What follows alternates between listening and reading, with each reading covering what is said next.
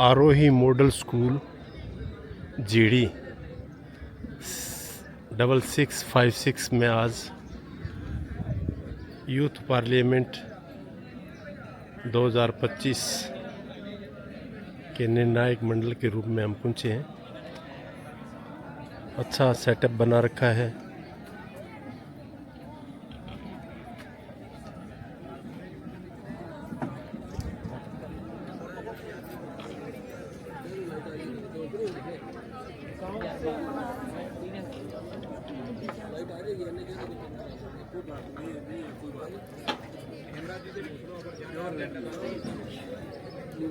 मैंने तो ग्रीन का ही बोला था और कहने लगे 4 ही है सर हमारे पास पूरे सर नहीं है।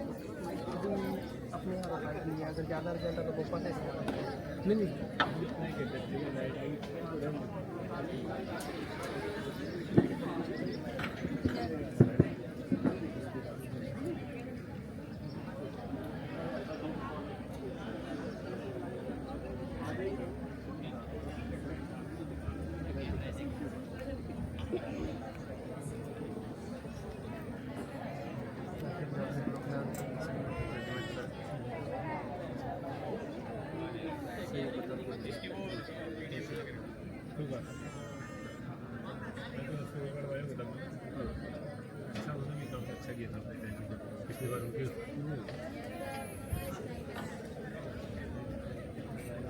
क्या प्रोग्राम है आज आपके स्कूल में? क्या है? क्या होती है यूथ पार्लियामेंट? यूथ पार्लियामेंट को हिंदी में क्या कहेंगे? संसद। पार्लियामेंट को संसद और यूथ को क्या कहेंगे? युवा। तो क्या हुआ फिर हिंदी में? जोर से बोलो। आवाज अब भी कम आ रही है। युवा संसद। जोर से नारा लगाओ, जय हिंद। आवाज कम नहीं आई? दोबारा बोलो। और दोबारा, और जोर से। ये है हमारे डिस्ट्रिक्ट लेवल के निर्णायक मंडल के मेरे साथी हेमराज, जो हम आज जिला स्तर पर जो प्रोग्राम होने जा रहा है वो पहला प्रोग्राम है।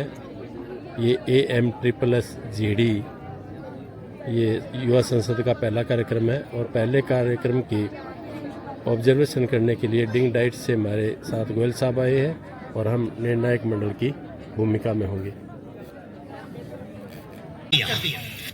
रास्ते की धूल को गुलाल कर दिया, भक्ति की शक्ति ने कमाल कर दिया, रास्ते की धूल को गुलाल कर दिया।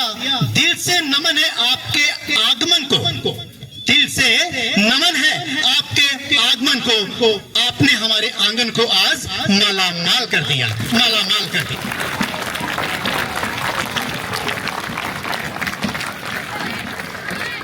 जब हर चेहरा खुशी से दमक रहा हो तो यकीन मानिए आज इस धरा पे कुछ अलग ही होने वाला है, कुछ अलग ही होने वाला है।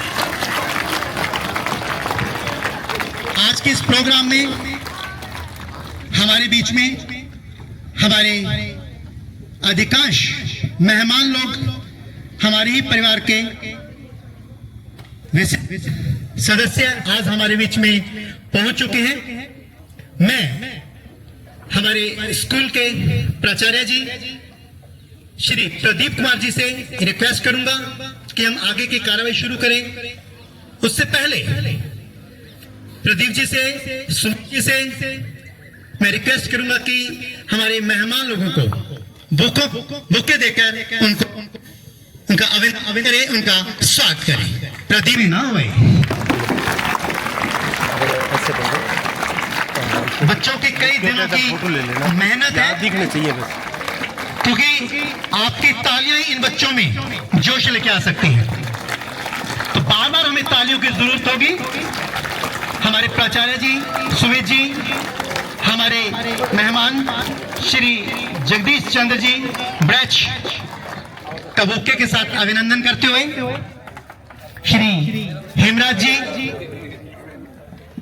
श्री राकेश मोहन जी, एक लंबा समय इन्होंने इस स्कूल में लगाया है। इस स्कूल की जो पौध बोलते हैं ना, पनीरी जो लगाई जाती है, बीज लगाया जाता है, उस समय एक लंबे समय तक इन्होंने अपनी सेवाएं दी है। श्री हेमराज जी आज विशेष रूप से हमारे बीच उपस्थित हैं, मैं इनका अभिनंदन करता हूं।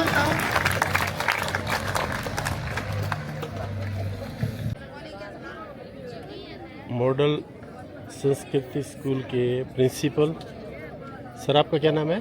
प्रदीप कुमार। प्रदीप कुमार। और ये हमारे साथी डिंग डाइट के ऑब्जर्वर के रूप में आए हैं। आप सर, आपका क्या नाम है? रितेश सेठी। रितेश सेठी। किस सब्जेक्ट से हो? टीईटी हिंदी। टीजीटी हिंदी। हिंदी।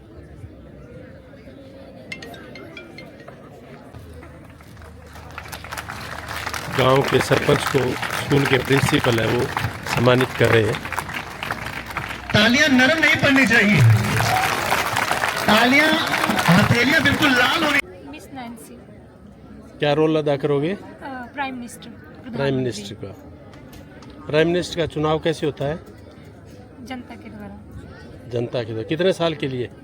5 साल। 5 साल के लिए। आप किसका रोल करोगे? गृह मंत्री। गृह मंत्री के क्या कार्य होते हैं? गृह मंत्री जो मंत्री प्राइम मिनिस्टर को भी वही बताते हैं, उनका रोल आगे होता है गृह मंत्री। Women and child safety minister. Women and child safety क्या काम होता है? ये लड़कियों की सेफ्टी के लिए, उनकी एजुकेशन के लिए और चिल्ड्रन की सेफ्टी के लिए, उनकी एजुकेशन के लिए काम करते हैं। क्या रोल है आपका? Water and resource minister. Water and resource क्या होते हैं? वाटर एंड रिसोर्स वाटर, पानी और रिसोर्स, जैसे हमें जो चीज़ें चाहिए। आपका? Sir defence minister. Defence minister. क्या काम होता है डिफेंस मिनिस्टर का? सर देश की रक्षा करना। देश की रक्षा। युवा संसद में भाग लो। संसद अपनी संसद कहाँ है भारत की? सर दिल्ली में। है दिल्ली। दिल्ली में। विदेश मंत्री का क्या काम होता है? दूसरे देशों के साथ संबंध बनाना है? दूसरे देशों के साथ संबंध बनाना संबंध बनाने। और क्या करेंगे? और उनके साथ नीतियाँ बनाते हैं।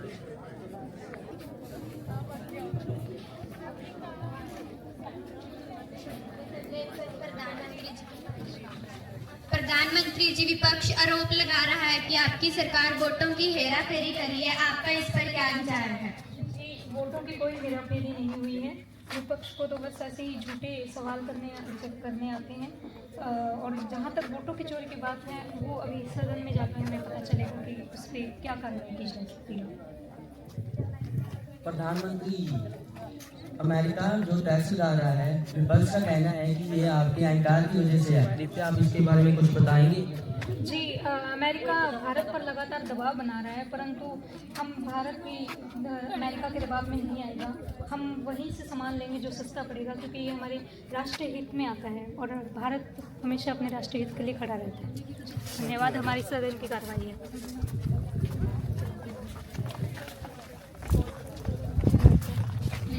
जैसा कि आपने प्रेस कॉन्फ्रेंस में वोट चोरी होने का मुद्दा उठाया, क्या वही मुद्दा विपक्ष आज सदन में उठाएगा? आप इस पर क्या कहना चाहेंगे?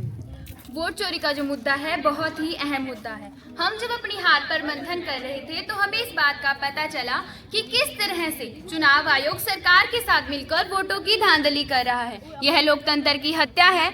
हम विपक्ष इस मुद्दे को जोर शोर से सदन में उठाएगा।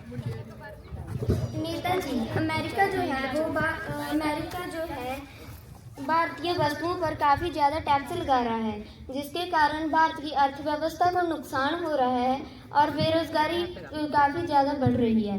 आप इस मुद्दे पर क्या कहना चाहेंगे? देखिए, पता नहीं प्रधानमंत्री जी और अमेरिकी राष्ट्रपति की कोई व्यक्तिगत लड़ाई है या अहंकार की बात है, लेकिन जो भी है, इस चीज़ का नुकसान पूरे देश को हो रहा है। यह बहुत बड़ी समस्या है। हम इस समय कोई भी व्यापारिक क्षेत्र में घाटा सहन करने की स्थिति में नहीं है। धन्यवाद।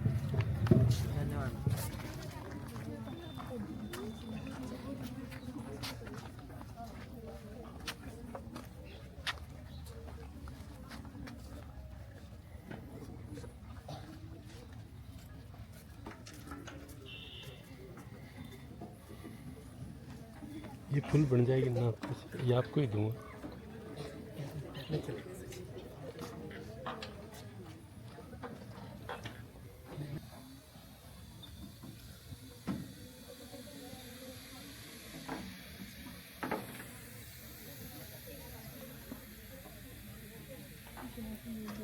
माननीय सभा सदस्यों, माननीय अध्यक्ष महोदय,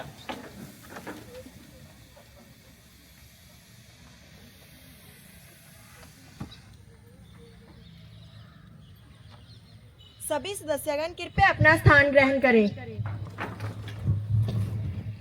माननीय राष्ट्रपति जी का, उनके विदेशी मेहमानों का, निर्णायक मंडल में पहुंचे हुए सभी प्रतिनिधियों का, सदन के सदस्यों का, पत्रकारों का, एसएमसी मेंबर्स का, सरपंच साहब का मैं इस युवा संसद में हार्दिक स्वागत करती हूं। आप देश के प्रत्येक हिस्से से चुन करके आए हैं। वहां के लोगों ने अपनी समस्याओं को ध्यान में रखते हुए एक अच्छे सदस्य का चयन किया है। मैं आशा करती हूं कि आप उन सभी समस्याओं को हमारे सदन के पटल पर रखेंगे और हमारे सदन की कार्यवाही को सुचारू एवं शांतिपूर्ण ढंग से चलाने में मेरा सहयोग करेंगे। इस युवा संसद का उद्देश्य आज के युवाओं में संसदीय प्रणाली के प्रति जागरूकता पैदा करना है। जैसा कि हम सभी जानते हैं कि हमारा देश संविधान के अनुसार चलता है। संविधान में वर्णित नियमों और कानूनों के अनुसार सत्ता पक्ष और विपक्ष की भूमिका को दिखाना सदन में इसका एकमात्र उद्देश्य है। मैं आशा करती हूं कि सदन की कार्यवाही को देख करके आप अपने संविधान और अधिकारों के प्रति जागरूक होंगे और एक अच्छे एवं जिम्मेदार नागरिक की भूमिका को निभाएंगे। धन्यवाद। महासचिव जी। जी मैडम। सदन की कार्यवाही शुरू की जाए। नवनिर्वाचित सदन सदस्यों को शपथ ग्रहण करवाई जाए। जी madam. Miss Parmila, who stands elected from Churu constituency of Rajasthan, to take oath or affirmation. Madam, would you like to take oath or affirmation? Oath, please. In which language would you like to take oath? In Sanskrit.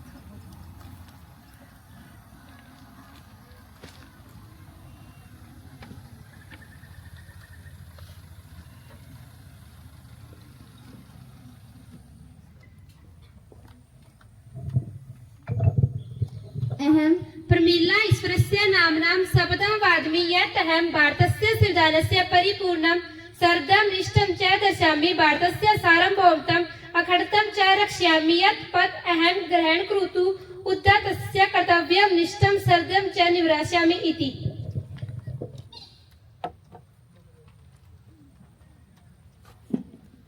Mr. Gurkamal Singh, who stands elected from Bathinda constituency of Punjab, to take oath or affirmation.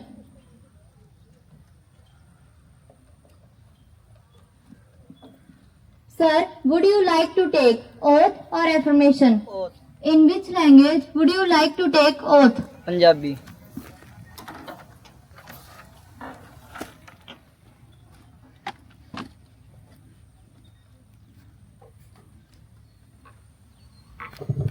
मैं ਗੁਰਕਮਲ ਦੀ ਪਰਮਾਤਮਾ ਦੇ ਨਾਮ ਤੇ ਸਹੁੰ ਖਾਂਦਾ ਹਾਂ ਕਿ ਮੈਂ ਭਾਰਤ ਦੇ ਸੰਵਿਧਾਨ ਪ੍ਰਤੀ ਸੱਚੀ ਸ਼ਰਧਾ ਅਤੇ ਵਫਾਦਾਰੀ ਰੱਖਾਂਗਾ, ਕਿ ਮੈਂ ਭਾਰਤ ਦੀ ਪ੍ਰਭੂਸੱਤਾ ਅਤੇ ਅਖੰਡਤਾ ਨੂੰ ਕਾਇਮ ਰੱਖਾਂਗਾ ਅਤੇ ਜੋ ਅਹੁਦਾ ਮੈਂ ਸੰਭਾਲਣ ਜਾ ਰਿਹਾ ਹਾਂ ਉਸ ਦੇ ਫਰਜ਼ਾਂ ਨੂੰ ਵਫਾਦਾਰੀ ਨਾਲ ਨਿਭਾਵਾਂਗਾ।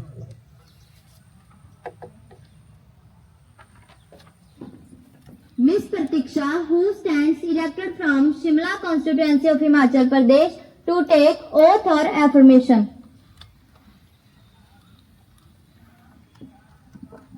Madam, would you like to take oath or affirmation? Oath. In which language would you like to take oath? In Hindi.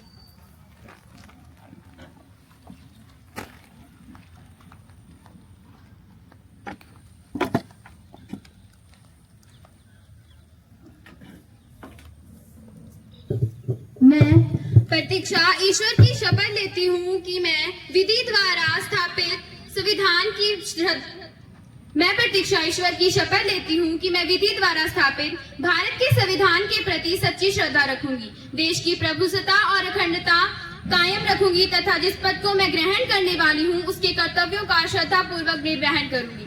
संविधान की जय, भारत माता की जय। Miss Harpreet, who stands elected from Agra constituency of Uttar Pradesh, to take oath or affirmation. Madam, would you like to take oath or affirmation? Oath. In which language would you like to take oath? In English.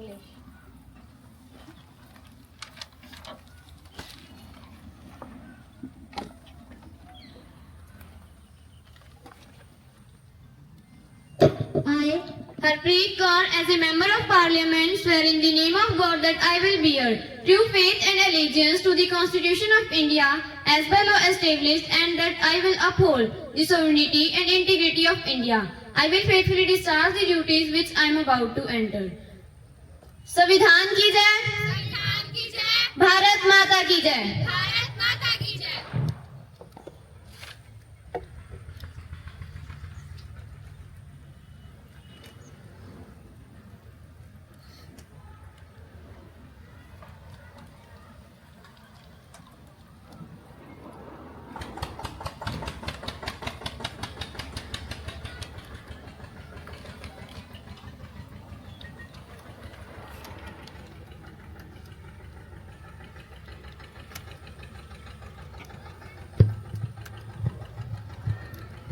प्रधानमंत्री जी महोदय, नवनिर्वाचित मंत्रिमंडल का परिचय सदन से करवाया जाए। जी महोदय।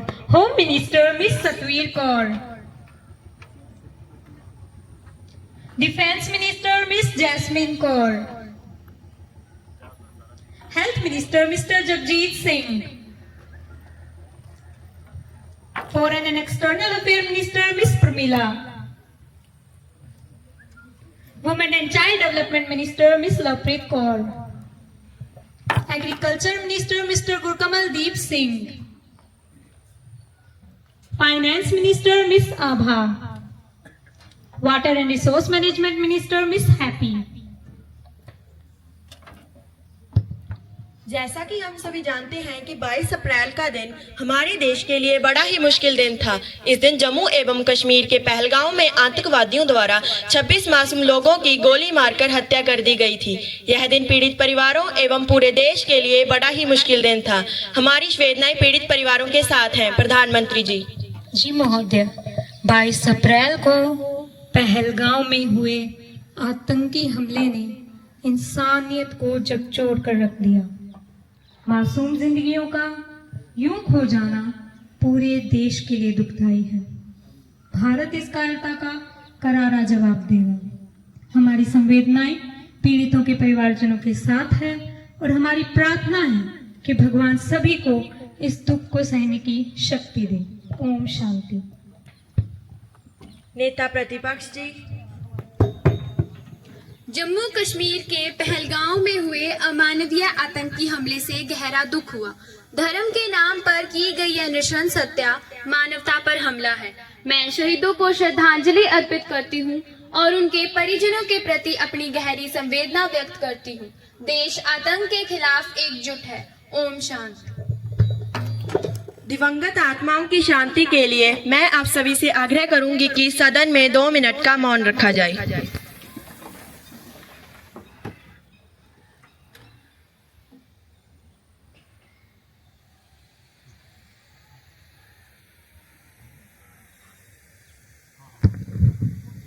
सभी सदस्यगण कृपया अपना स्थान ग्रहण करें। महासचिव जी। जी मैडम। पीड़ित परिवारों को शोक संदेश भेज दिया जाए। The message has been sent, ma'am. अब मैं राष्ट्रपति जी के विदेशी मेहमानों का परिचय सदन से करवाना चाहूंगी। Miss Rajdeep, agriculture minister from Africa.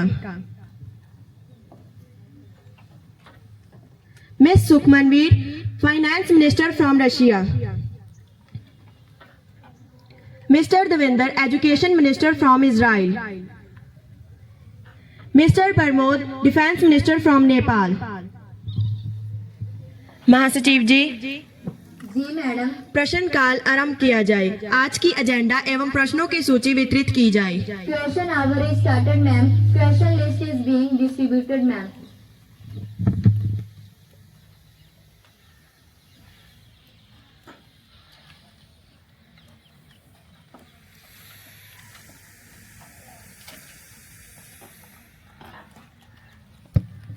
Question number 134, miss Pratiksha. धन्यवाद अध्यक्ष महोदय। माननीय अध्यक्ष महोदय, मैं आपके माध्यम से महिला बाल विकास मंत्री जी से सीधा सवाल करना चाहूंगी। क्या आपके मंत्रालय को महिला विकास मंत्रालय कहा जाए या फिर महिला विकल्पहीनता मंत्रालय? कृपया शांति बनाए रखें। जिंदगी यूं ही गुजारी जा रही है जैसे कोई जंग हारी जा रही है। जिंदगी यूं ही गुजारी जा रही है जैसे कोई जंग हारी जा रही है। पहले जिस जगह जख्मों के निशान है, फिर से वहीं पर चोट मारी जा रही है, फिर से वहीं पर चोट मारी जा रही है। आप महिला सुरक्षा की बड़ी बड़ी बातें करती हैं, लेकिन हकीकत तो ये है कि आज भी महिलाएं दिन में भी घर से बाहर निकलने से डरती हैं। दिल्ली जैसी राजधानी में हर दिन महिलाओं और बच्चों के साथ छेड़छाड़, हिंसा, बलात्कार और निर्दयतापूर्ण हत्याएं आम बात बन चुकी हैं। तो सवाल ये है कि आपकी सारी सुरक्षा वीआईपी एरिया में घूमने और मंच की शोभा बढ़ाने तक ही सीमित है? आत्मरक्षा की ट्रेनिंग, फास्टैग कोड और रात के वक्त महिलाओं के लिए सुरक्षित परिवहन जैसी सुविधाएं कहाँ हैं? या वो भी सिर्फ सोशल मीडिया पर ही लॉन्च हुई थी। आपके लिए महिला सुरक्षा सिर्फ रिपोर्टों में आंकड़ों का खेल बनकर रह गया है, या आप भी सड़क पर उतरकर जमीनी सच देखने जाएंगी? Women and child safety minister miss Lovepreet. Honorable Madam Speaker, through you, I want to tell the Honorable Member of Opposition that I must congratulate you, not for your concern, but for your convenient memory loss.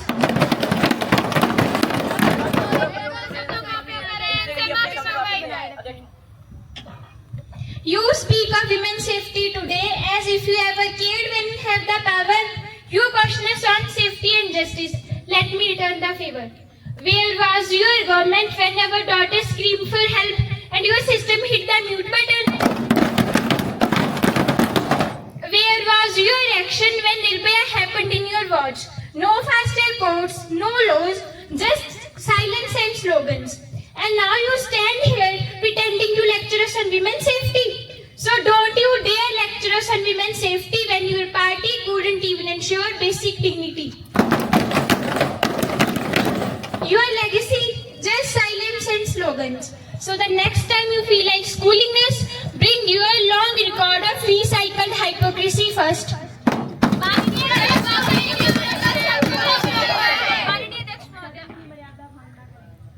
Every daughter of India knows she has now a government that doesn't pity her. It stands behind her like a shield. We were rewriting laws. Our work speaks louder. We launched 112 emergency response, built over 700 one-stop centers, trained more than 1 crore daughters in self-defense. We launched Nirbhaya Fund. We turned Beti Bachao, Beti Padhao from a slogan into a mission. We raised the legal age of marriage from 18 to 21 because our daughter deserves degrees, not dowry. Our Beti Bachao, Beti Padhao campaign has powerful brand ambassadors like Sakshi Malik, PV Sindhu, Sania Mirza, who inspire millions of girls. We made Draupadi Murmu the President of India. She is a woman from tribal background. In Panchayats, we gave 50% reservations to women. And let me remind you, it was India's daughter who made the nation proud on one stage.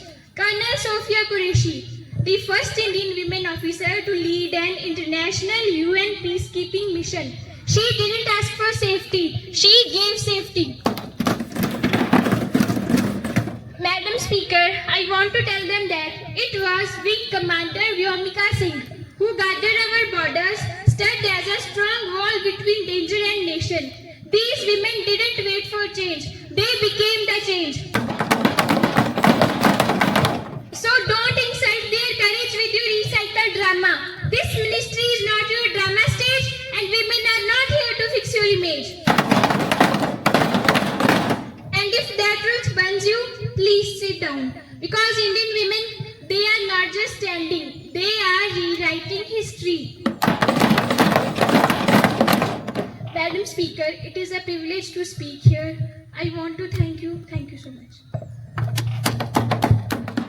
Question number 139 miss Sukhman. माननीय अध्यक्ष महोदय जी, मैं आपके माध्यम से कृषि मंत्री से यह पूछना चाहूंगी कि हमारा देश अन्नदाता किसानों के कंधों पर खड़ा है, लेकिन सच्चाई यह है कि वही किसान आज कर्ज में डूबकर आत्महत्या करने को मजबूर हो रहे हैं। एनसीआरबी के अनुसार पिछले 5 वर्ष वर्षों में लगभग 60,000 से ज्यादा किसानों ने आत्महत्या की है, यानी हर दिन दर्जनों किसान मौत को गले लगा रहे हैं। आपने किसानों की आय दुगनी करने का वादा किया था, लेकिन एमएसपी को कानूनी गारंटी अब तक नहीं मिली है। फसलों की सही कीमत नहीं लग रही है। सिंचाई और कोल्ड स्टोरेज की सुविधाएं गांव-गांव में आज भी सपना बनी हुई हैं। महोदय, आज हाल यह है कि किसानों को समय पर बीज, खाद और कीटनाशक नहीं मिल पा रहे, जिसके कारण बुवाई देर से होती है, पैदावार घटती है और किसान कर्ज के जाल में और गहराई तक फंस जाते हैं। कृषि निर्यात का दावा किया जा रहा था, लेकिन किसान का घर आज भी कर्ज में डूबा हुआ है। हम जानना चाहते हैं कि क्या सरकार के सारे वादे सिर्फ चुनावी मंचों तक ही सीमित हैं, या सच में किसानों की जिंदगी के बदलाव में कोई ईमानदार प्रयास हो रहा है? Agriculture minister mister Gurkamaldeep Singh.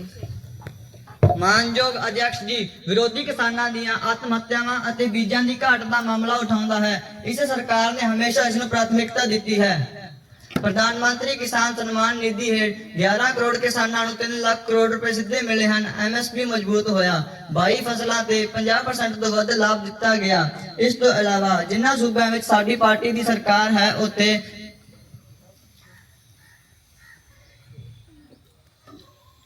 ਇਸ ਤੋਂ ਇਲਾਵਾ ਜਿਨ੍ਹਾਂ ਸੂਬਿਆਂ ਵਿੱਚ ਸਾਡੀ ਪਾਰਟੀ ਦੀ ਸਰਕਾਰ ਹੈ, ਉੱਥੇ ਭਾਵਾਂਤਰ ਭਰਪਾਈ ਯੋਜਨਾ ਲਾਗੂ ਹੈ, ਜਿਸ ਤਹਿਤ ਕਿਸਾਨ ਨੂੰ ਉਸ ਦੀ ਫਸਲ ਦੇ ਅਸਲ ਮੁੱਲ ਅਤੇ ਘੱਟੋ ਘੱਟ ਸਮਰਥਨ ਮੁੱਲ ਦੇ ਵਿਚਕਾਰ ਦੀ ਭਰਪਾਈ ਅੱਜ ਸਰਕਾਰ ਦੁਆਰਾ ਕੀਤੀ ਜਾ ਰਹੀ ਹੈ। ਖਾਦ ਤੇ ਬੀਜਾਂ ਦੀ ਸਪਲਾਈ ਅੱਜ ਸਿੱਧੀ ਤੇ ਆਨਲਾਈਨ ਹੈ, ਤਾਂ ਜੋ ਕਿਸਾਨਾਂ ਨੂੰ ਭਟਕਣਾ ਨਾ ਪਵੇ। ਕ੍ਰਿਸ਼ੀ ਆਵਾਸ ਸੰਰਚਨਾ ਨਾਲ ਕਰੋੜਾਂ ਕਿਸਾਨਾਂ ਨੂੰ ਫਸਲ ਬੀਮਾ ਯੋਜਨਾ ਨਾਲ ਮੁਆਵਜ਼ਾ ਮਿਲਿਆ। ਅਧਿਆਕਸ਼ ਜੀ, ਕਿਸਾਨਾਂ ਦੀ ਸੇਵਾ ਭਾਸ਼ਣਾਂ ਨਾਲ ਨਹੀਂ, ਖੇਤਾਂ ਵਿੱਚ ਪਹੁੰਚ ਕੇ ਹੁੰਦੀ ਹੈ। ਇਸ ਸਰਕਾਰ ਨੇ ਵਾਅਦੇ ਨਹੀਂ, ਕੰਮ ਕਰਕੇ ਦਿਖਾਇਆ ਹੈ, ਅਤੇ ਇਹ ਫਰਕ ਹੈ। ਹੋਰਾਂ ਨੇ ਸਿਰਫ ਸਿਆਸਤ ਕੀਤੀ, ਅਸੀਂ ਕਿਸਾਨਾਂ ਦੇ ਹੰਝੂ ਪੂੰਝੇ ਹਨ। Question number 145 mister Navdeep. धन्यवाद अध्यक्ष महोदय जी, आपने संसद में मुझे अपनी बात रखने का मौका दिया। अध्यक्ष महोदय जी, मैं आपके माध्यम से स्वास्थ्य मंत्री जी से जानना चाहता हूं कि क्या इस देश में इलाज अब भी जनता का अधिकार है या सिर्फ अमीरों का जागीर बन गया है? यहाँ गरीबों को अस्पताल में जगह नहीं मिलती और अमीर को बिना लाइन, बिना इंतजार हर सुविधा। वो अस्पताल है या कोई महल का आंगन जहाँ इंसानियत का होता है रोज बंटवारा? वो अस्पताल है या महल का आंगन जहाँ इंसानियत का होता है रोज बंटवारा? एक तरफ इंतजार में दम तोड़ रहा है कोई, और दूसरी तरफ है इलाज सिर्फ अमीरों का नारा, और दूसरी तरफ है इलाज सिर्फ अमीरों का नारा।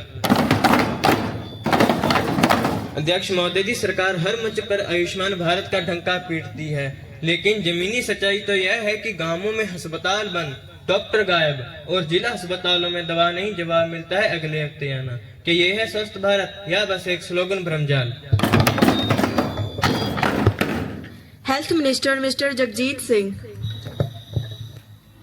माननीय अध्यक्ष महोदय, मैं आपके माध्यम से विपक्ष को बताना चाहता हूं कि विपक्ष सवाल तो ऐसे कर रहे हैं जैसे देश की स्वास्थ्य व्यवस्था रातों रात जर्जर हुई हो, लेकिन सच तो यह है कि हमने उस सिस्टम को दोबारा खड़ा किया है जिसे इन्होंने सालों तक नजरअंदाज किया था।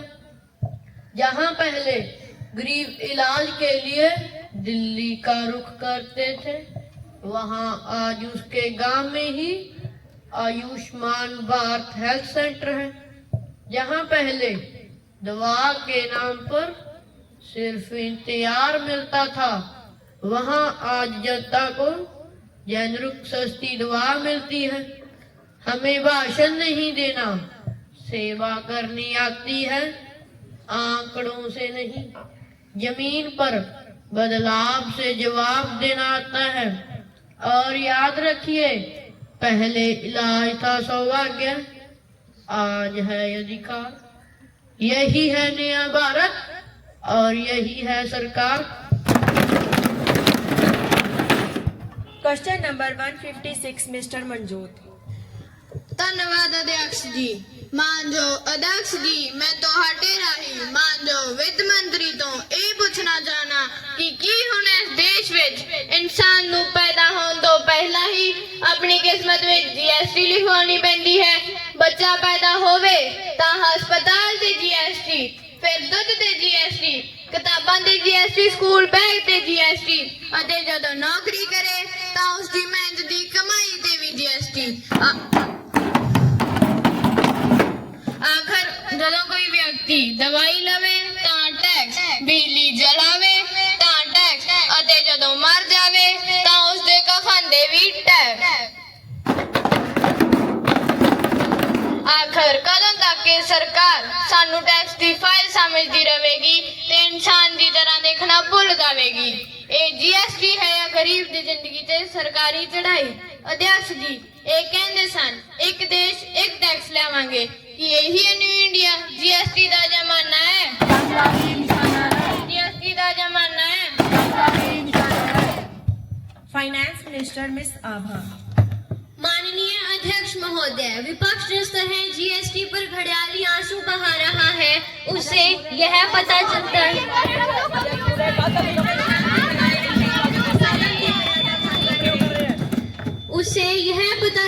है कि न तो इन्हें अर्थव्यवस्था की समझ है और न ही सुधारों की मंशा।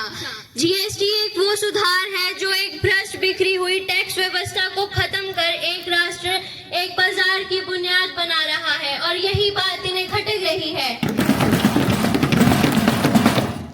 आप कहते हैं बच्चा पैदा हो तो टैक्स, मर जाए तो टैक्स, लेकिन सच्चाई तो यह है कि अब हर रसीद का हिसाब है, हर लेन देन पारदर्शी है। GST में लूट नहीं कानून की मिसाल है, जो बचते थे पहले आज वही बेहाल हैं।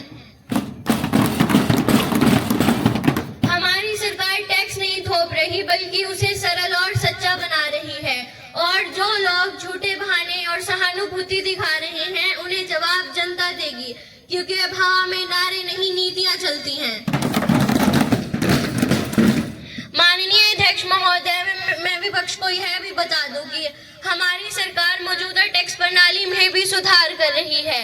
हमने 4 टैक्स स्लैब रेट को कम करके 2 टैक्स स्लैब रेट रखा है ताकि लोगों को परेशानी न हो और विपक्ष को भी इस बात को समझने में अपना ज्यादा दिमाग खर्च न करना पड़े। धन्यवाद अध्यक्ष। Question number 159 miss Harpreet. माननीय अध्यक्ष महोदय जी, मैं आपके माध्यम से विदेश मंत्री जी से यह पूछना चाहूंगी कि सरकार बार बार विदेशी दौरे और समझौतों का दिखावा करती है, लेकिन जब आपदा या संकट जैसे कि युद्ध तथा आर्थिक दबाव का सवाल हो तो ये रणनीतिक दोस्त हमारा खुलकर समर्थन क्यों नहीं करते? क्या यह रणनीतिक दोस्ती सिर्फ फोटो खिंचवाने और हाथ मिलाने तक सीमित है? कृपया शांति बनाए रखें, सदन की मर्यादा भंग न करें। और अगर महोदय और अगर इतनी ही रणनीतिक दोस्ती हो गई है तो आम नागरिक के जीवन में तकनीक, स्वास्थ्य तथा शिक्षा के स्तर पर कोई असर क्यों नहीं दिखता? महोदय, मैं सरकार से यह भी पूछना चाहूंगी कि अमेरिका के राष्ट्रपति तो आपके बड़े ही प्रिय मित्र थे, फिर भी उन्होंने सत्ता में आते ही वहां रह रहे सभी भारतीय नागरिकों को डिपोर्ट करके जहाज भर भर कर अपराधियों की तरह जंजीरों में बांधकर आपको तोहफे भेजे। तब कहाँ गई थी आपकी दोस्ती? धन्यवाद। Foreign and external affair minister miss Parmila. माननीय अध्यक्ष महोदय जी, यह सुनकर भी आश्चर्य होता है कि विपक्ष जिसकी परछाई भी अपने समय में रणनीति साझेदारी शब्द कहने से कतराती थी, आज हमें फोटो खिंचवाने और हाथ मिलाने पर भाषण दे रहा है। महोदय जी, भारत की दोस्ती सिर्फ दिखावा नहीं है बल्कि एक मजबूत भू रणनीति का हिस्सा है। आज भारत इंडो पैसिफिक में भरोसेमंद साथी है और दुनिया के विकसित और विकासशील देशों के बीच बांध का काम करता है। महोदय जी, AI विकास के लिए जापान, कोरिया और US जैसे देशों के साथ उच्च स्तर के MOU साइन किए गए हैं। भारत UNSC या जिसे हम यूनाइटेड नेशन सिक्योरिटी काउंसिल से भी जानते हैं, मैं विपक्ष को बताना चाहूंगी कि भारत उसकी परमानेंट मेंबरशिप के लिए प्रयास कर रहा है। महोदय जी, UK और ऑस्ट्रेलिया जैसे देशों के साथ स्टूडेंट एक्सचेंज और ड्यूअल डिग्री प्रोग्राम चालू हो चुके हैं। महोदय जी, विपक्ष यह भी जान ले कि भारत और UK ने इसी जुलाई 2025 को एक फ्री ट्रेड एग्रीमेंट साइन किया जिसका नाम CETA है। इस एग्रीमेंट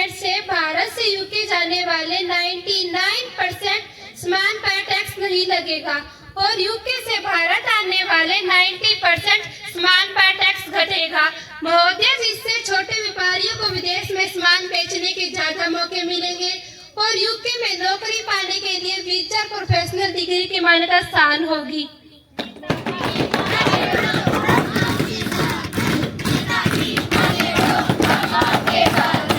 हालांकि महोदया, अभी यूके के संसद में इसकी मंजूरी बाकी है। उम्मीद है कि 2026 तक यह लागू हो जाएगा। महोदय जी, जब पहलगाम हमले के बाद भारत और पाकिस्तान के बीच युद्ध जैसे हालात हो गए थे, तब पाकिस्तान के हमले से हमें बचाने के लिए S-400 डिफेंस सिस्टम का महत्वपूर्ण योगदान था।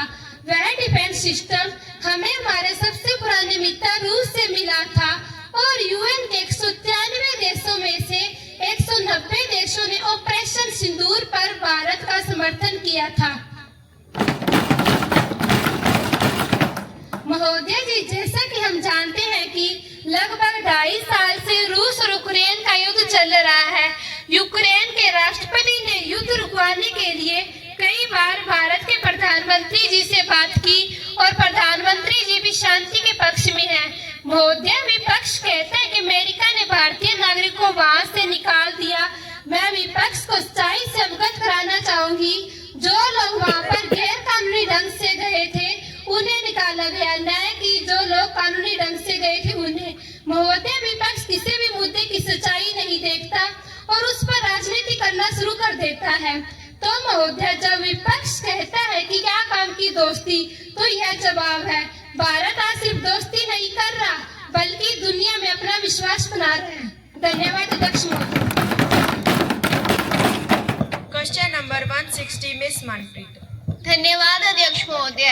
माननीय अध्यक्ष महोदय जी, मैं आपके माध्यम से रक्षा मंत्री जी से यह पूछना चाहती हूँ कि जो 22 अप्रैल के दिन जम्मू कश्मीर के पहलगाम में आतंकी हमला हुआ था, उस पर इन्होंने क्या कार्रवाई की है? धर्मांतरण जाति के कारण जो 26 मासूम जाने गई हैं, उनकी सरकार के सामने क्या अहमियत है?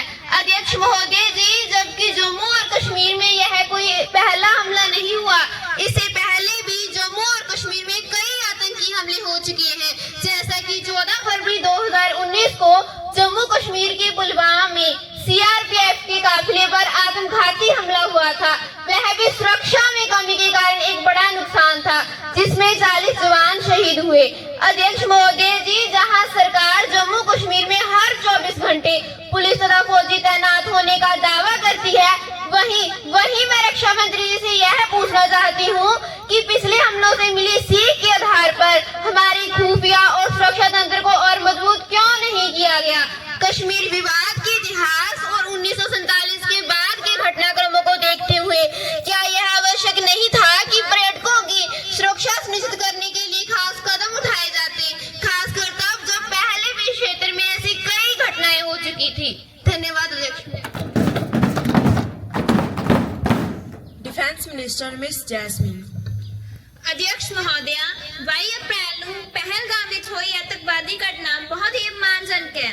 ਅਸੀਂ ਇਸ ਦੀ ਸਖਤ ਸ਼ਬਦਾਂ ਵਿੱਚ ਨਿੰਦਾ ਕਰਦੇ ਹਾਂ। ਅਸੀਂ ਇਸ ਦੀ ਭਰਪਾਈ ਤਾਂ ਨਹੀਂ ਕਰ ਸਕਦੇ, ਪਰ ਮੈਂ ਜਨਤਾ ਨੂੰ ਦੱਸਣਾ ਚਾਹਾਂਗੀ ਕਿ ਪਾਕਿਸਤਾਨ ਨੇ ਧਰਮ ਵੇਖ ਕੇ ਮਾਰਿਆ ਸੀ ਤੇ ਅਸੀਂ ਕਰਮ ਵੇਖ ਕੇ ਮਾਰਾਂਗੇ। ਭਾਰਤ ਨੇ ਇਸ ਘਟਨਾ ਦਾ ਜਵਾਬ ਦੇਣ ਲਈ 7 ਮਈ ਨੂੰ ਆਪਰੇਸ਼ਨ ਸੰਦੂਰ ਚਲਾਇਆ, ਜਿਸ ਵਿੱਚ ਭਾਰਤ ਦੀਆਂ 2 ਧੀਆਂ ਤੇ ਉਹਨਾਂ ਦੇ ਸਾਥੀਆਂ ਨੇ ਬਿਨਾਂ ਕਿਸੇ ਆਮ ਲੋਕਾਂ ਨੂੰ ਨੁਕਸਾਨ ਪਹੁੰਚਾਏ 9 ਆਤੰਕਵਾਦੀ ਟਿਕਾਣਿਆਂ ਨੂੰ ਨਸ਼ਟ ਕੀਤਾ, ਬਹੁਤ ਹੱਦ ਤੱਕ ਹਮਲਿਆਂ ਨੂੰ ਰੋਕਿਆ ਤੇ ਵਿਖਾ ਦਿੱਤਾ ਭਾਰਤ ਕਿਸੇ ਤੋਂ ਘੱਟ ਨਹੀਂ। ਫਿਰ ਉਸ ਤੋਂ ਬਾਅਦ 28 ਜੁਲਾਈ ਨੂੰ ਮਹਾਦੇਵ ਅਭਿਆਨ ਦੇ ਤਹਿਤ 3 ਆਤੰਕਵਾਦੀਆਂ ਸੁਲੇਮਾਨ, ਹਮਜ਼ਾ ਅਫਗਾਨੀ ਤੇ ਜਿਬਰਾਨ ਨੂੰ ਮਾਰ ਮੁਕਾਇਆ। ਉਹਨਾਂ ਦੀ ਪਾਕਿਸਤਾਨੀ ਹੋਣ ਦੀ ਪੁਸ਼ਟੀ ਉਹਨਾਂ ਦੀ ਪਾਕਿਸਤਾਨੀ ਵੋਟਰ ਪਛਾਣ ਤੋਂ ਹੋ ਗਈ ਹੈ। ਅਧਿਕਸ਼ ਜੀ, ਮੈਂ ਵਿਰੋਧੀ ਪਾਰਟੀ ਨੂੰ ਯਾਦ ਕਰਾਉਣਾ ਚਾਹੁੰਦੀ ਹਾਂ ਕਿ ਸਾਡੇ ਸੱਤਾ ਵਿੱਚ ਆਉਣ ਤੋਂ ਪਹਿਲਾਂ ਵੀ ਅਜਿਹੀਆਂ ਘਟਨਾਵਾਂ ਹੁੰਦੀਆਂ ਸਨ ਤੇ ਅੱਜ ਦੇ ਸਮੇਂ ਵਿੱਚ ਹੋਣ ਵਾਲੀਆਂ ਘਟਨਾਵਾਂ ਨਾਲੋਂ 3 ਗੁਣਾ ਵੱਧ ਘਟਨਾਵਾਂ ਹੁੰਦੀਆਂ ਸਨ। ਅਧਿਕਸ਼ ਜੀ, ਮੈਂ ਤੁਹਾਨੂੰ ਦੱਸਣਾ ਚਾਹਾਂਗੀ ਕਿ ਵਿਰੋਧੀ ਪਾਰਟੀ ਉਹਨਾਂ ਘਟਨਾਵਾਂ ਦਾ ਬਦਲਾ ਪਾਕਿਸਤਾਨ ਨਾਲ ਵਪਾਰ ਬੰਦ ਕਰਕੇ, ਲੈਣ ਦੇਣ ਬੰਦ ਕਰਕੇ ਤੇ ਬੱਸਾਂ ਟ੍ਰੇਨਾਂ ਬੰਦ ਕਰਕੇ ਲਿਆ ਕਰਦੀ ਸੀ ਤੇ ਸਾਰਾ ਸਮਾਂ ਪਾਕਿਸਤਾਨ ਨੂੰ ਸਬੂਤ ਦੇਣ ਵਿੱਚ ਲੰਘ ਜਾਂਦਾ ਸੀ। पर अध्यक्ष जी, जो तो साडी सरकार सत्ता विच आई है, अजिहियां घटनावां नाल नजिठण लई पहला कार्रवाई कीती जांदी है ते सबूत बाद विच दित्ते जांदे हन। अध्यक्ष जी, जो तो साडी सरकार सत्ता विच आई है, पाकिस्तान उत्ते 3 वार कार्रवाई कीती गई। पहला उड़ी, पुलवामा ते हुण पहलगाम दा बदला असीं किवें लिया है सारा देश जानदा है। ਅਤੇ ਇਸ ਸਦਾ ਰਾਹੀਂ ਮੈਂ ਦੇਸ਼ ਦੇ ਲੋਕਾਂ ਨੂੰ ਭਰੋਸਾ ਦਿਵਾਉਣਾ ਚਾਹੁੰਦੀ ਹਾਂ ਕਿ ਜੇਕਰ ਗੁਆਂਢੀ ਦੇਸ਼ ਅਜਿਹੀਆਂ ਹਰਕਤਾਂ ਤੋਂ ਬਾਜ਼ ਨਹੀਂ ਆਉਂਦਾ ਤਾਂ ਭਵਿੱਖ ਦੀਆਂ ਕਾਰਵਾਈਆਂ ਹੋਰ ਵੀ ਜ਼ਬਰਦਸਤ ਹੋਣਗੀਆਂ। अध्यक्ष जी, मैं अपना जवाब कुछ 17 नाम खत्म करना चाहूंगी। जब जब दहला विश्व हमारा, जब जब दहला विश्व हमारा, और जब जब वे मकसद खून बहा। चीन, रूस, जापान सभी ने भारत को एक दूत कहा, भारत को एक दूत कहा। महासचिव जी, जी मैडम। शून्यकाल आरंभ किया जाए। 0 hour started ma'am. Miss Shubhdeep. माननीय अध्यक्ष महोदय जी, मैं आपके माध्यम से सरकार से पूछना चाहती हूँ कि अमेरिका तो आपका प्रिय मित्र था, तो उन्होंने भारतीय वस्तुओं पर 50% टैरिफ और उस पर पेनल्टी क्यों लगाई? और आज जो आपकी अमेरिका के साथ इतनी ज्यादा दोस्ती भंग हो रही है और पाकिस्तान की ओर बढ़ रही है, इसे पूरा विश्व देख रहा है, तो अब तक आपने इस पर कोई एक्शन क्यों नहीं लिया?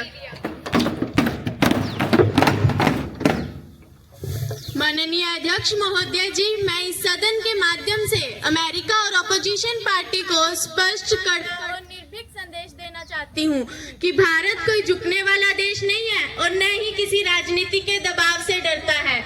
और जहाँ की 50% टैरिफ पेनल्टी क्यों? क्योंकि भारत ने रूस से सामान खरीदा, तो क्या भारत की विदेशी नीति अमेरिका की मंजूरी से चलेगी? हम स्पष्ट शब्दों में कहना चाहते हैं, यह कोई दोस्ती नहीं है, दबाव है, और भारत किसी दबाव के आगे झुकने वाला राष्ट्र नहीं है। और अमेरिका भारत पर 50% टैरिफ और पेनल्टी लगाकर हमारे कृषि और डेयरी क्षेत्र में प्रवेश करना चाहता है। भारत अपने देश के नागरिकों के हित को ध्यान में रखते हुए जहां से कम कीमत पर सामान मिलेगा वहां से खरीदेगा और भविष्य में भी खरीदता रहेगा। भारत अपनी नीति अपने राष्ट्रीय हित के आधार पर बनाएगा, न कि किसी विदेशी ताकत के इशारों पर। मैं यह भी स्पष्ट करना चाहूंगी कि भारत अपने देश के नागरिकों के हित से किसी प्रकार का समझौता नहीं करेगा। हम अमेरिका के विकल्प के तौर पर दूसरे देशों से निरंतर संपर्क कर रहे हैं। धन्यवाद अध्यक्ष महोदय। माननीय अध्यक्ष महोदय जी, हमारे विपक्ष नेता ने हाल ही में सबूतों के साथ चुनाव आयोग में हो रही गड़बड़ियों को सबके समक्ष रखा। क्या सरकार बताएगी कि ये वोटिंग हेराफेरी बार बार क्यों हो रही है? अगर चुनाव और सरकार ने कुछ गलत नहीं किया तो जनता को साफ जवाब देने से क्यों कतरा रही है? क्या चुनाव सच में जनता की राय से हो रही है, जब पहले से तय की गई कहानी के हिसाब से? माननीय अध्यक्ष महोदय, विपक्ष जिस मामले की बात कर रहा है वह पहले से ही कोर्ट में दर्ज हो चुका है। महोदय, अभी इस पर ज्यादा बोलना ठीक नहीं होगा क्योंकि इससे कोर्ट के कार्य में दखल हो सकती है। लेकिन महोदय, मैं ये साफ कह दूं कि अगर महोदय ये आरोप झूठे साबित होते हैं तो कानून के हिसाब से ऐसे झूठ फैलाने वालों को सख्त से सख्त सजा मिलेगी और महोदय सजा उम्र कैद भी हो सकती है। शांति बनाए रखें, सदन की मर्यादा भंग न करें। महोदय, मैं विपक्ष को यह भी बता दूं कि सरकार इनकी किसी भी खोटी या झूठी बात को बर्दाश्त नहीं करेगी। महोदय, विपक्ष के आरोप उतने ही मजबूत हैं जैसे बारिश में भीगते हुए अखबार, और अब तो जनता भी जान चुकी है कि ये जनसेवा नहीं कर रहे बल्कि झूठ की फैक्ट्री चला रहे हैं। महोदय, विपक्ष और उनकी पार्टी लोकतंत्र के विरोधी हैं। ये बार बार संवैधानिक संस्थाओं पर झूठे आरोप लगाते हैं, लेकिन आज तक उन आरोपों को साबित न कर सके। अब हमारे गृह मंत्री जी सदन में कुछ आवश्यक दस्तावेज पेश करना चाहते हैं। गृह मंत्री जी। धन्यवाद अध्यक्ष महोदय। अध्यक्ष महोदय, जम्मू कश्मीर के पहलगाम में जो आतंकी हमला हुआ था, उस हमले को अंजाम देने वाले तीनों आतंकवादियों का इनकाउंटर कर दिया गया है। यह कार्रवाई ऑपरेशन महादेव के तहत की गई और उन तीनों आतंकवादियों के पाकिस्तानी होने के भी कुछ सबूत मिले हैं। मैं इन सबूतों को सदन में पेश करना चाहूंगी। धन्यवाद अध्यक्ष महोदय।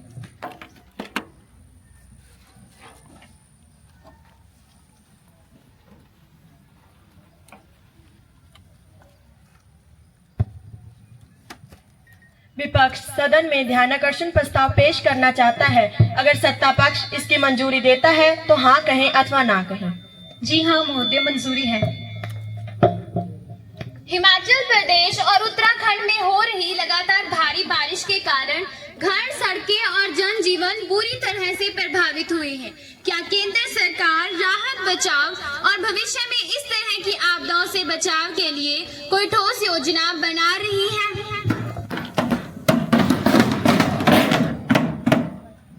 अध्यक्ष महोदय, सरकार एना राज्यों विच आई हड़ां दी स्थिति ते लगातार नजर रख रही है। एनडीआरएफ ਦੀਆਂ ਟੀਮਾਂ ਰਾਹਤ ਅਤੇ ਬਚਾਅ ਕਾਰਜ 'ਚ ਲੱਗੀਆਂ ਹੋਈਆਂ ਹਨ। ਪ੍ਰਭਾਵਿਤ ਰਾਜਾਂ ਨੂੰ ਐਸਡੀਆਰਐਫ ਰਾਹੀਂ ਆਰਥਿਕ ਮਦਦ ਵੀ ਦਿੱਤੀ ਜਾ ਰਹੀ ਹੈ।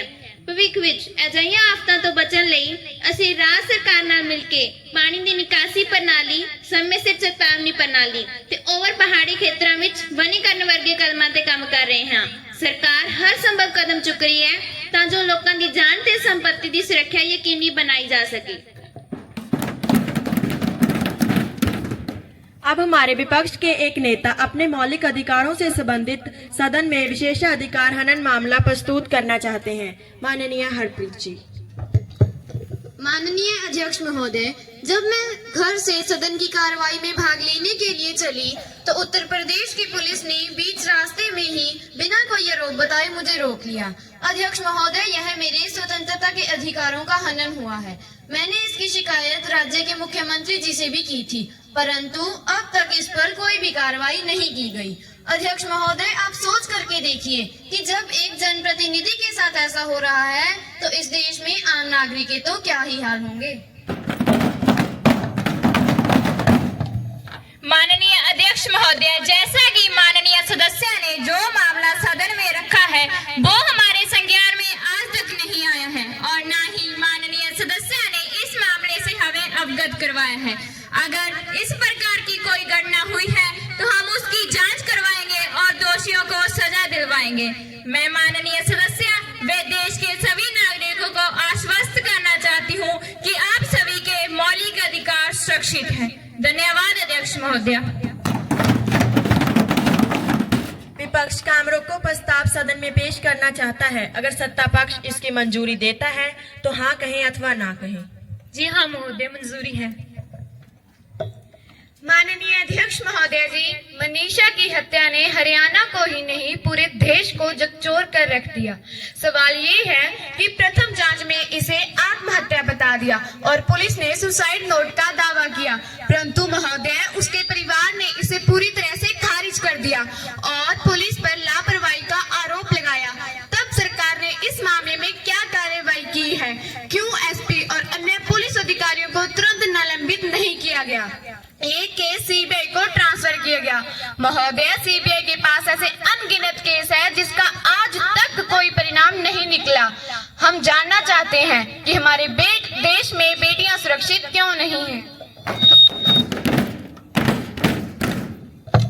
माननीय अध्यक्ष महोदय, मनीषा की मौत ने पूरे समाज को गहरा दुख पहुंचाया है। यह सिर्फ एक परिवार का दुख नहीं बल्कि हम सबकी जिम्मेदारी है। सरकार ने इस पर तुरंत कार्रवाई की, एसपी का ट्रांसफर किया गया और इसके साथ ही 5 पुलिस अधिकारियों को निलंबित किया गया। महोदय, हमारी सरकार की मुख्यता और महत्व साफ है, बेटियों की रक्षा और न्याय। परिवार की मांग को सम्मान देते हुए यह केस सीबीआई को सौंप दिया गया। मैं विपक्ष से निवेदन करना चाहूंगी कि इस मामले को राजनीतिक रंग देने की बजाय हमें बेटियों की सुरक्षा को मजबूत बनाने में सहयोग करना चाहिए। धन्यवाद अध्यक्ष। 2047 का भारत कैसा होगा, इस पर हमारे प्रधानमंत्री जी सदन में विजन पेश करना चाहते हैं। प्रधानमंत्री जी। जी महोदय। माननीय अध्यक्ष महोदय, आज मैं इस सदन में देश के लिए एक विजन लेके आई हूँ।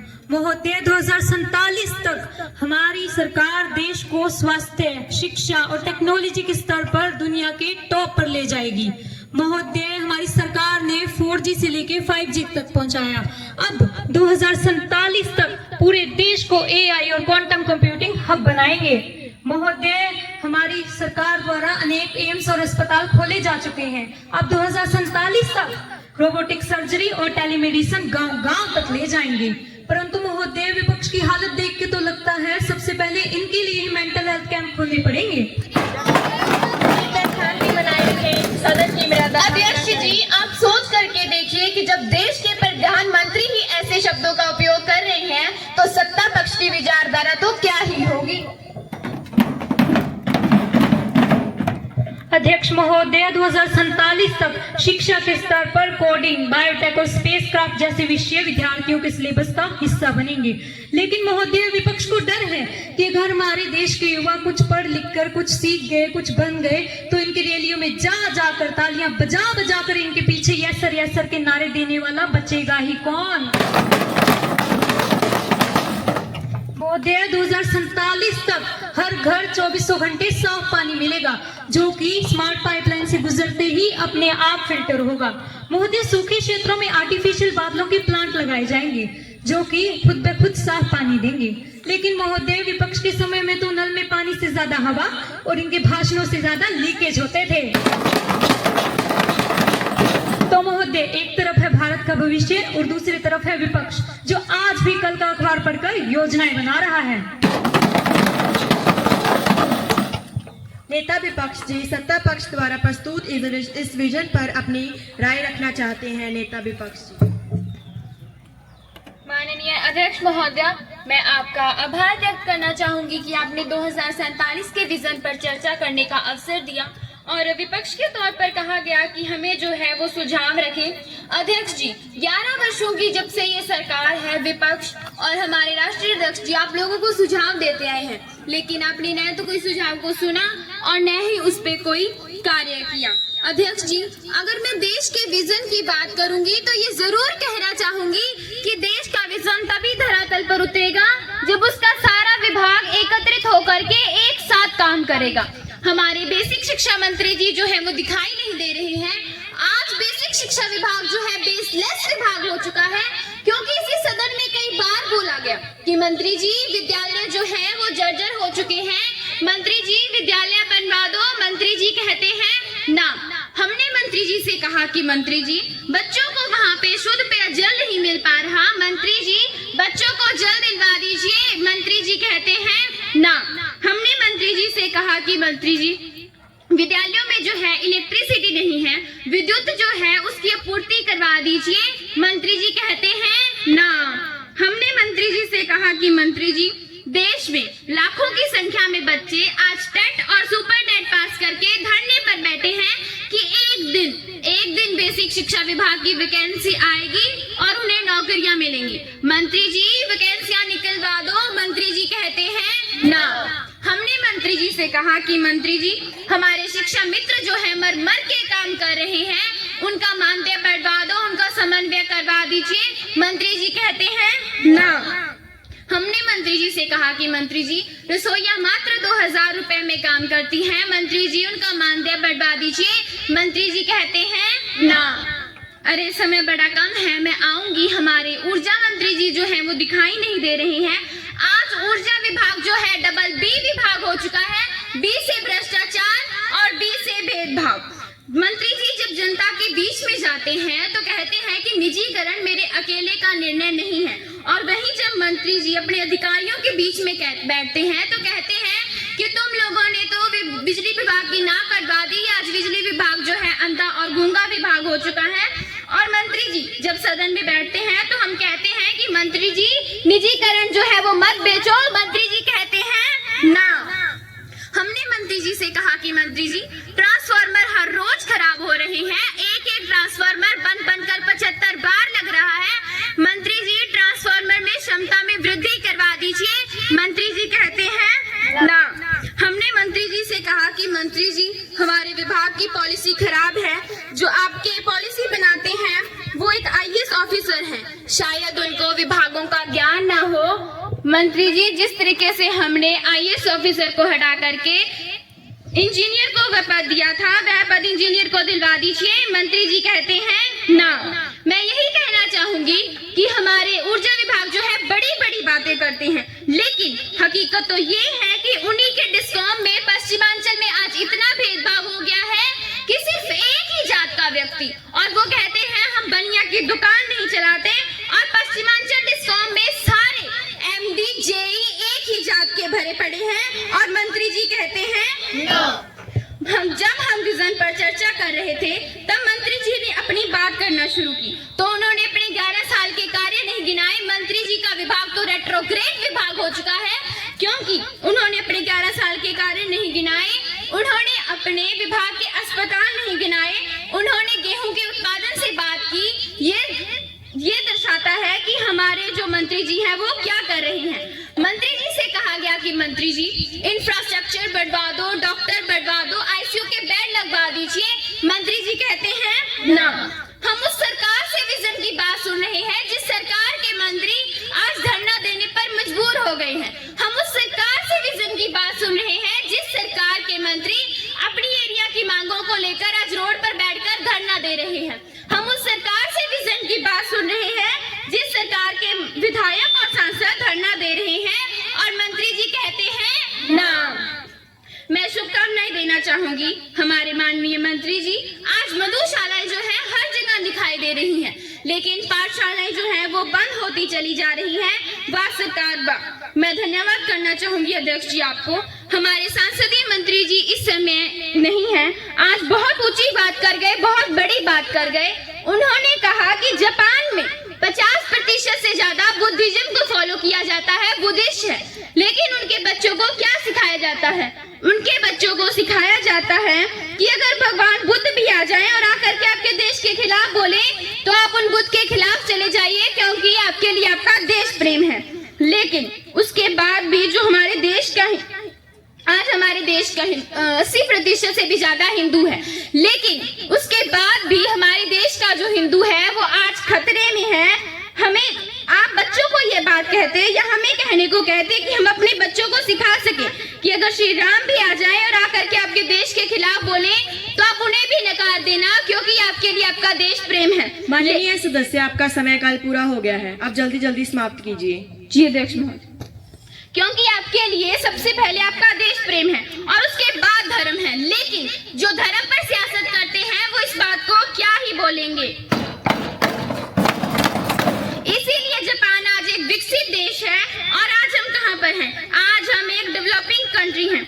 मैं अध्यक्ष जी आपका आभार व्यक्त करना चाहूंगी कि आपने 2047 के विजन पर चर्चा करने का अवसर दिया।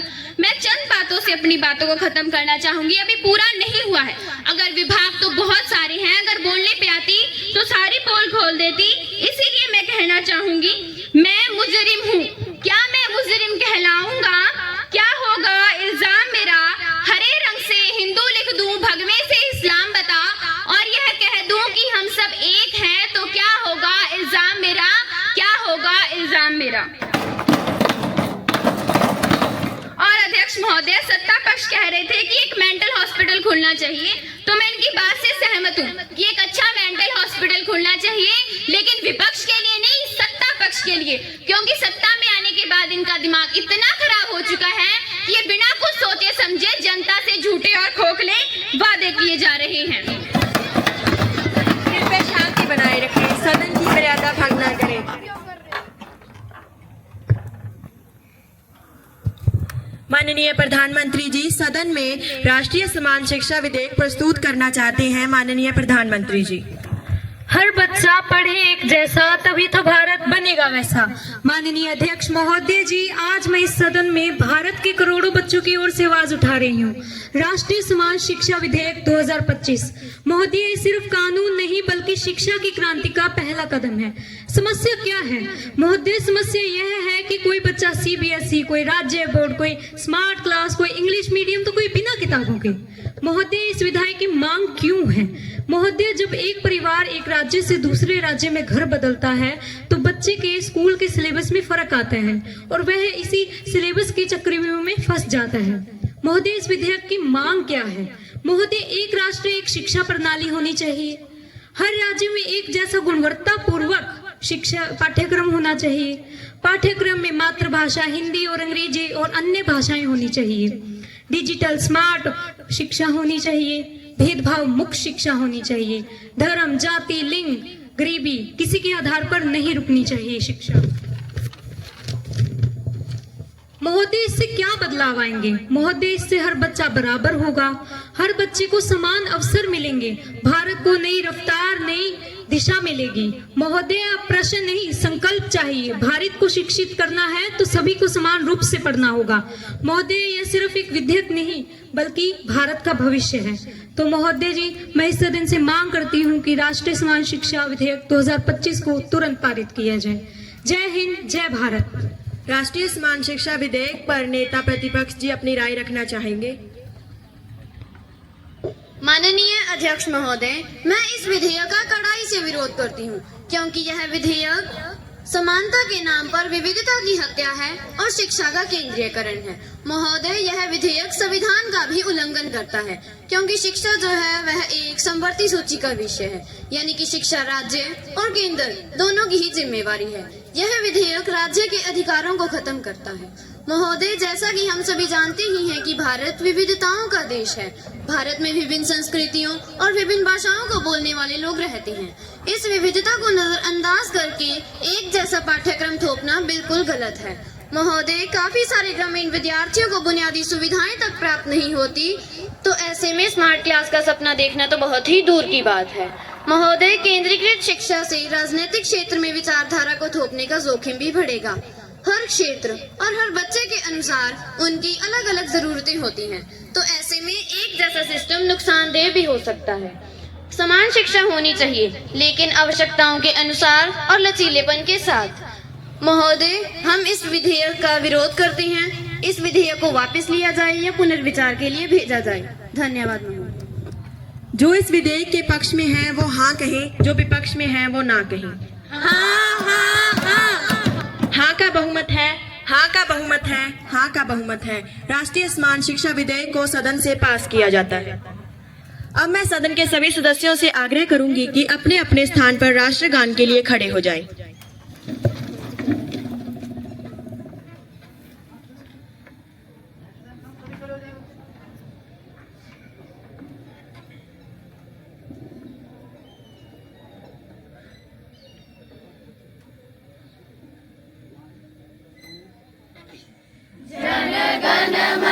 अधिनायक जय हे भारत भाग्य विधाता, पंजाब सिंध गुजरात मराठा द्राविड़ उत्कल बंग, विंध्य हिमाचल यमुना गंगा, उछल जलधि तरंग।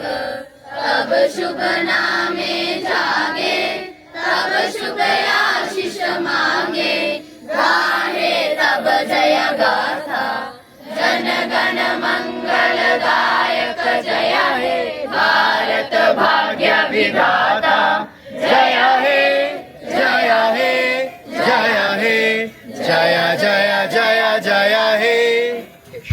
सभी सदस्यगण कृपया अपना स्थान ग्रहण करें। ਕੀਤਾ ਇੰਨੇ ਵਧੀਆ ਸਵਾਲ ਜਵਾਬ ਕੀ ਦੇਖਣ ਵਿੱਚ ਅੱਡ ਹੀ ਨਜ਼ਾਰਾ ਸੀ। ਤਾਂ ਬਹੁਤ ਵਧੀਆ ਲੱਗਿਆ ਇਹ ਸਾਰਾ ਕੁਝ ਦੇਖ ਕੇ, ਪੂਰੇ ਸਟਾਫ ਦੀ ਮਿਹਨਤ ਦੇਖ ਕੇ ਵੀ ਬੜਾ ਵਧੀਆ ਲੱਗਿਆ। ਅਤੇ ਸਾਡੇ ਪਿੰਡ ਦਾ ਆਰੋਹੀ ਮਾਡਲ ਸਕੂਲ ਜੋ ਦਿਨ ਬੇ ਦਿਨ ਤਰੱਕੀ ਕਰ ਰਿਹਾ ਹੈ, ਉਹ ਵੀ ਸਾਨੂੰ ਬੜੀ ਖੁਸ਼ੀ ਮਹਿਸੂਸ ਹੁੰਦੀ ਹੈ ਕਿ ਚਾਹੇ ਜ਼ਿਲ੍ਹੇ 'ਚ, ਚਾਹੇ ਬਲਾਕ 'ਚ, ਚਾਹੇ ਹਰਿਆਣੇ 'ਚ ਕੋਈ ਵੀ ਕੰਪੀਟੀਸ਼ਨ ਹੁੰਦਾ ਤਾਂ ਸਾਡੇ ਸਕੂਲ ਦਾ ਇੱਕ ਅੱਧਾ ਬੱਚਾ ਜਾਂ ਕੋਈ ਨਾ ਕੋਈ ਟੀਮ ਜ਼ਰੂਰ ਹਿੱਸਾ ਲੈਂਦੀ ਹੈ ਤੇ ਕੋਈ ਨਾ ਕੋਈ ਪੋਜੀਸ਼ਨ ਵੀ ਜ਼ਰੂਰ ਆਉਂਦੀ ਹੈ। ਇਹ ਸਾਡੇ ਪਿੰਡ ਵਾਸਤੇ ਬੜੇ ਮਾਣ ਦੀ ਗੱਲ ਹੈ। ਅਤੇ ਮੈਂ ਸਾਰੇ ਬੱਚਿਆਂ ਨੂੰ ਤੇ ਸਟਾਫ ਨੂੰ, ਜੋ ਅਸੀਂ ਫਸਟ ਰਹੇ ਆ ਪਿਛਲੇ ਪ੍ਰੋਗਰਾਮ 'ਚ ਜੋ ਕਿ ਬਲਾਕ ਲੈਵਲ ਦਾ ਹੋਇਆ ਸੀ, ਉਹ ਵੀ ਵਧਾਈ ਦਿੰਦਾ। ਤੇ ਅੱਗੇ ਮੈਂ ਉਮੀਦ ਕਰਦਾ ਕਿ ਜੋ ਜ਼ਿਲ੍ਹਾ ਲੈਵਲ ਤੇ ਫਸਟ ਆਉਣਾ, ਮੈਂ ਉਮੀਦ ਕਰਦਾ ਕਿ ਉਹ ਵੀ ਸਾਡਾ ਪਿੰਡ ਹੀ ਆਵੇ। ਤਾਂ ਇੱਕ ਵਾਰ ਫੇਰ ਪੂਰੇ ਸਟਾਫ ਨੂੰ ਅਤੇ ਸਾਰੇ स्टूडेंट्स ਨੂੰ बहुत-बहुत बधाई। जय हिंद, जय भारत।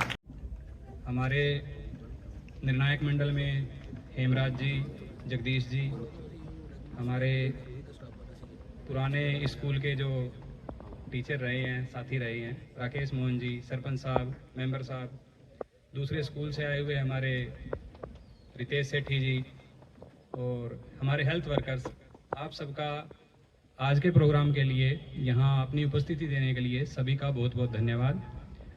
और ये जो प्रोग्राम करवाया है, सभी बच्चों को पता है कि रतीश जी और नरेश जी दोनों कितने दिनों से लगातार मेहनत कर रहे हैं। हर रोज़ 3-3 पीरियड ये ले रहे थे इनकी तैयारी करवाने के लिए। तो ये रतीश जी की और नरेश जी की जो मेहनत है वो सबको दिख रही है। इन दोनों के लिए जोरदार तालियां। इसके साथ साथ जो दूसरे स्टाफ मेंबर्स हैं, एज ए जज भी यहाँ पर पहुंचे हैं, वरिष्ठ अध्यापक हैं Shri Jagdish ji Brach, senior lecturer, government senior secondary school Khairpur. Please. Locality के अनुसार से जो सर गोत बोल रहे हैं वो भी बदल जाती है।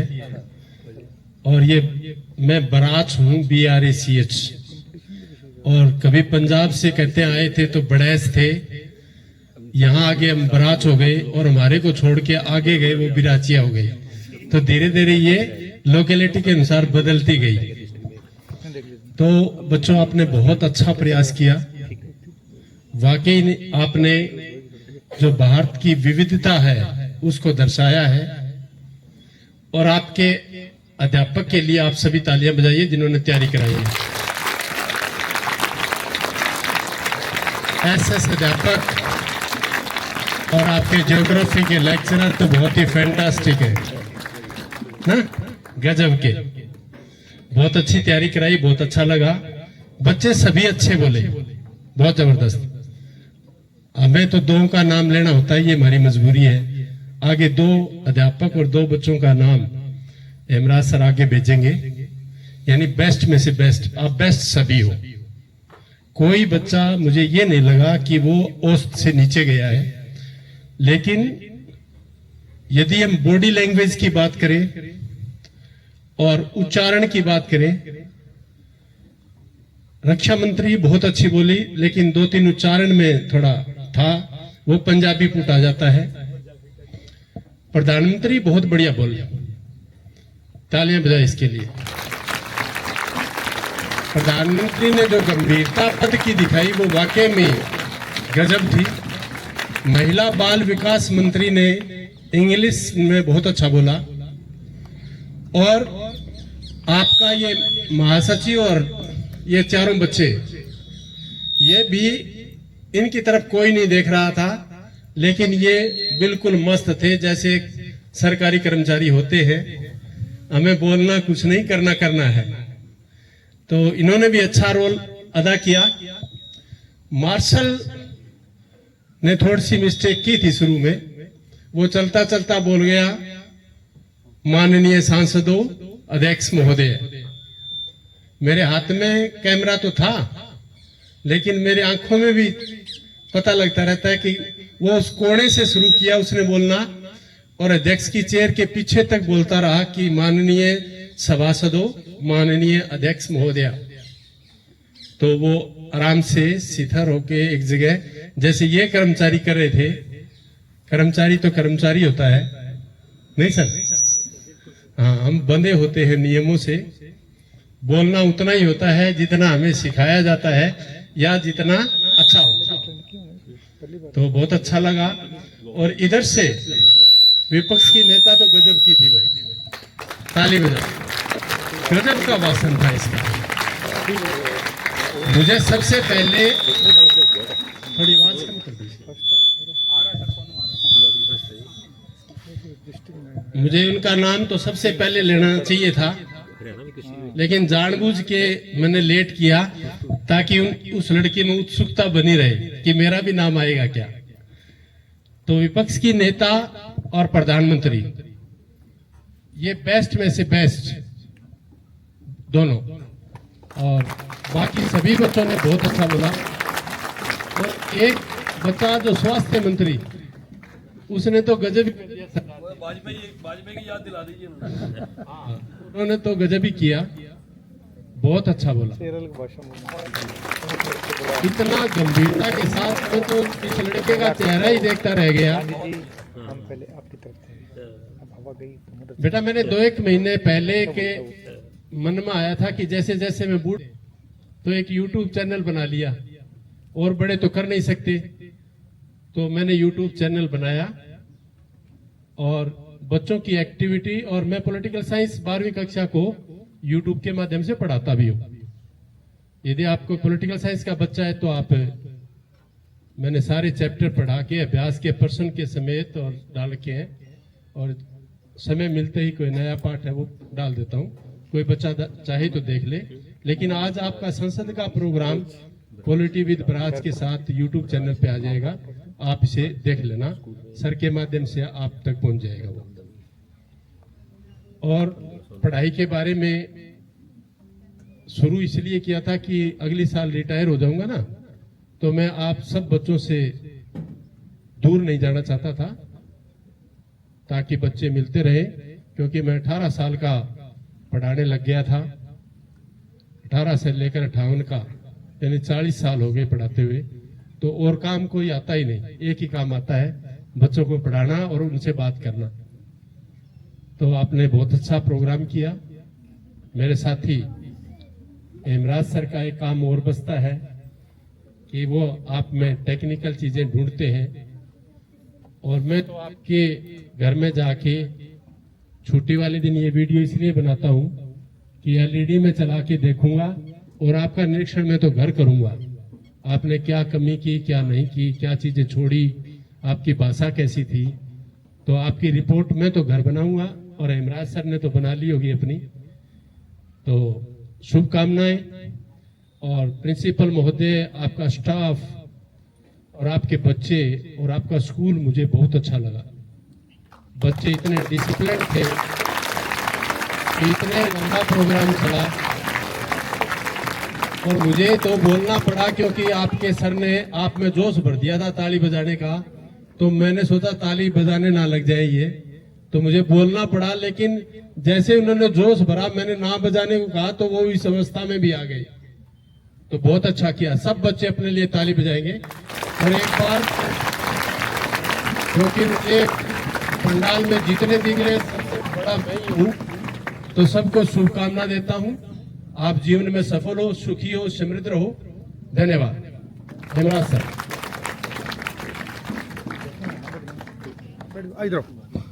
ब्राज साहब, थैंक यू। मैंने करेक्शन कर लिया सर, ब्राज से ब्राज। अब मैं श्री हेमराज जी को इनवाइट करूंगा। इस विद्यालय में प्रिंसिपल का पद संभाल रहे हैं सरपंच साहब, गाइडिंग से हमारे साथ आए हुए इसी स्कूल के पुराने स्टाफ सदस्य, एसएमसी सदस्य, इस विद्यालय का पूरा स्टाफ व प्यारे बच्चों, सबसे पहले आपको बहुत बहुत बधाई कि आप लोगों ने ब्लॉक में प्रथम स्थान प्राप्त किया और आप डिस्ट्रिक्ट लेवल पर आप पार्टिसिपेट कर रहे हो। आपको बहुत बहुत बधाई इसके लिए। बहुत सी बातें जगदीश जी ने आपको बता दी हैं, मेरे लिए उन्होंने कुछ छोड़ा ही नहीं है, लेकिन फिर भी जो मेरी जिम्मेवारी उन्होंने लगाई है, मैं अक्सर टेक्निकल मुद्दों पे बात करता हूं जब भी किसी विद्यालय में जाता हूं। बाकी बातें ये करते हैं, मैं ये देखता हूं कि आप लोगों ने इस कार्रवाई में कहां पर और सुधार हो सकता था और कहां पर आपने बहुत अच्छा किया। मेरा यही काम होता है। जो आप लोग इस जो कार्रवाई होती है संसद की, इसके 35 बिंदु होते हैं, 35 पॉइंट होते हैं, लेकिन हमने यहाँ पर सिर्फ 11 पॉइंट को ही प्रदर्शित करना था और आप लोगों ने उन सभी 11 पॉइंट को प्रदर्शित किया है। इसमें आपको पूरे नंबर मिलते हैं।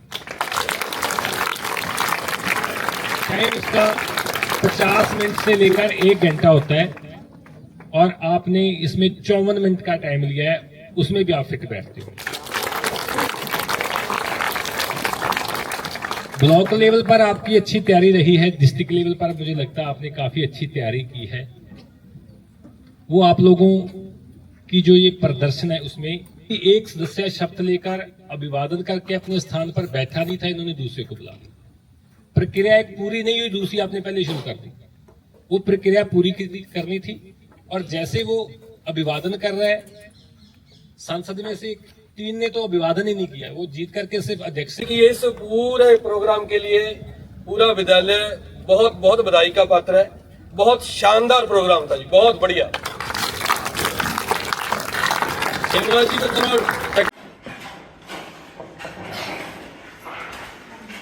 पॉलिटिकल साइंस में पढ़ती, पॉलिटिकल साइंस है कि नहीं बच्चों के पास?